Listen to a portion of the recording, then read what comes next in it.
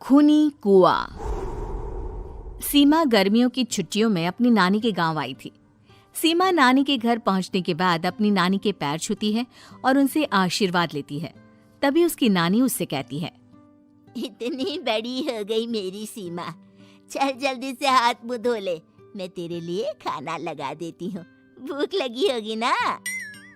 हाँ नानी, भूख तो लग रही है मुझे, आपके हाथ के बने हुए पीले दाल और चावल खाने की। कितना टाइम हो गया है मुझे आपके हाथ का बना हुआ दाल चावल खाए हुए। तू तो नौकरी में व्यस्त थी, तो तुझे कहाँ से टाइम मिलेगा अपनी नानी के लिए? और जब इतने टाइम बाद आई है तो ज्यादा टाइम के लिए रुक कर जाएगी तू। हाँ नानी, इस बार पूरे 2 महीने के लिए आई हूँ। सीमा की नानी अंदर जाकर उसके लिए खाना बनाने लगती है। सीमा कमरे में अकेली होती है, तभी उसे किसी औरत के रोने की आवाज सुनाई देती है। वो कभी खिड़की से बाहर झांकती है तो कभी दरवाजे से बाहर झांकती है। उसे समझ में नहीं आ रहा होता है कि आखिर रो कौन रहा है। तभी नानी खाना लेकर आ जाती है। वो अपनी नानी से कहती है, नानी, कोई औरत रो रही है क्या? मैं जब से यहाँ आई हूँ तब से मुझे यहाँ किसी औरत की रोने की आवाज आ रही है। हे भगवान, कहीं ये वही तो नहीं? बोलो ना नानी। अरे कोई नहीं रो रहा, ये तेरे मन का वहम है। और तू ना अब खाना खा ले, ज्यादा यहाँ वहाँ की बातों में ध्यान मत दिया कर। जल्दी से खाना खा और फिर मेरे साथ आ जा मेरे कमरे में, दोनों बैठकर खूब सारी बातें करेंगे। ऐसे ही अगले दिन सीमा अपनी नानी के साथ गांव के बाजार जा रही होती है। उसी रास्ते में फिर से किसी औरत के रोने की आवाज आती है। वो अपनी नानी से कहती है, अरे नानी, क्या सच में तुम्हें अभी भी किसी औरत की रोने की आवाज नहीं सुनाई दे रही? मुझे किसी औरत की बहुत बुरी तरीके से रोने और चीखने की आवाजें आ रही हैं। मैं बहुत परेशान हूँ नानी, आखिर ये कौन है? मुझे लगता है कि सीमा को शहर भेज देना चाहिए, यहाँ रहना उसके लिए ठीक नहीं। नानी बोलो ना, आप चुप क्यों हो जाते हो? सीमा, तू घर चल, मुझे तुझसे बहुत जरूरी बात करनी है। नानी सीमा को घर ले आती है और सीमा से कहती है, सीमा, कल सुबह तू शहर वापस चली जाएगी। अरे अचानक? आखिर क्या बात है नानी, आप मुझे ऐसे जाने को क्यों कह रही हो?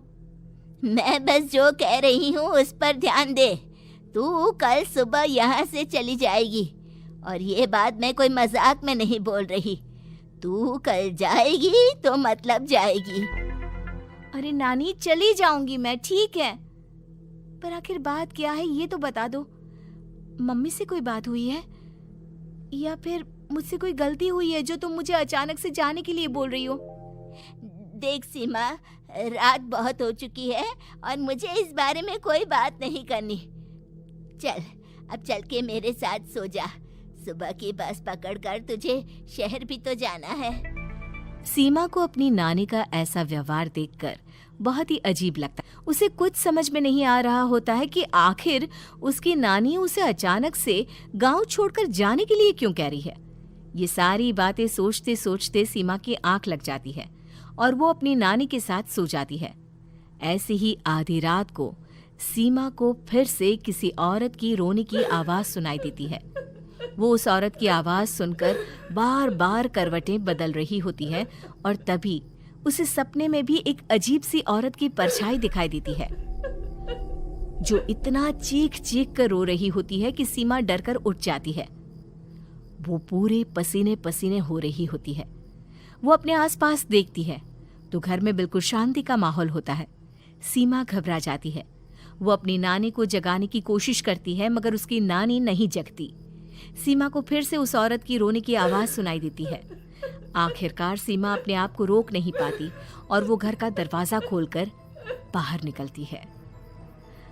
आखिर ये माजरा क्या है? आज तो मैं पता करके रहूंगी। अब आवाज का पीछा करते हुए सीमा आधी रात को गांव के चौपाल के पास बने कुएं के पास पहुंच जाती है, जहां कुएं की चारों ओर बेड़ियां लगी होती हैं। उन बेड़ियों में लगे हुए ताले के साथ एक लाल रंग का कपड़ा और माता रानी का कलावा बंधा होता है। उस कुएं में से सीमा को किसी के रोने की आवाज आती है। सीमा परेशान हो जाती है। इस कुएं में कौन है? कौन है यहाँ? सुनो, कौन है? कौन रो रहा है? वो चिल्ला चिल्ला कर पूछती है और साथ ही लोगों को जगाने की कोशिश करती है, मगर किसी को भी उसकी आवाज सुनाई नहीं देती। अब सीमा खुद उस कुएं के पास की बेड़ियों और तालों को खोलने की कोशिश करती है और किसी तरह कुछ देर की मशक्कत के बाद सीमा उसको खोल भी देती है। और जैसे ही वो कुआं खोलकर उसके अंदर झांकती है, सीमा उस कुएं में गिर जाती है। इतने में उसकी नानी की नींद भी खुल जाती है और सीमा को पास ना देखकर नानी परेशान हो जाती है। नानी घबराकर पूरे घर में उसे ढूंढने की कोशिश करती है, जिसके बाद उसकी नानी और सभी लोग उस खूनी कुएं के पास जाते हैं और सीमा की नानी कुएं के पास खड़ी होती है। सभी गांव वालों और सीमा की नानी को सीमा के चिल्लाने की आवाज आती है। बचाओ, कोई मुझे बचाओ। मेरी बच्ची, हम आ गए, हम तुझे बचा लेंगे। नानी, मुझे यहाँ बहुत डर लग रहा है।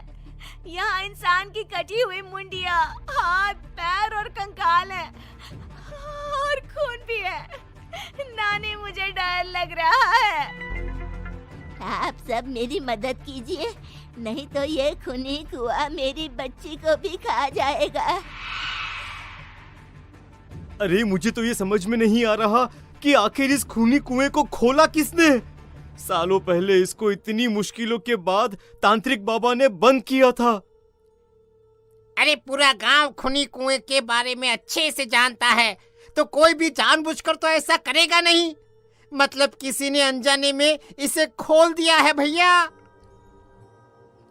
सीमा को इस बारे में मालूम नहीं था और जब से वो यहाँ आई थी तभी से उसे किसी औरत के रोने की आवाज़ें भी सुनाई दे रही थी। कहीं सीमा ने ही तो उसे नहीं खोला। अगर ऐसा है तो फिर सीमा का बचना बहुत मुश्किल है। वहीं कुएं के अंदर सीमा रोते हुए बैठी होती है कि उसे आवाज सुनाई देती है जो कुएं के बाहर खड़े गांव वालों में से किसी को सुनाई नहीं देता। आज सालों के बाद मुझे ताजा खून मिलेगा। तेरा खून पीकर आज मैं अपनी प्यास बुझाऊंगा।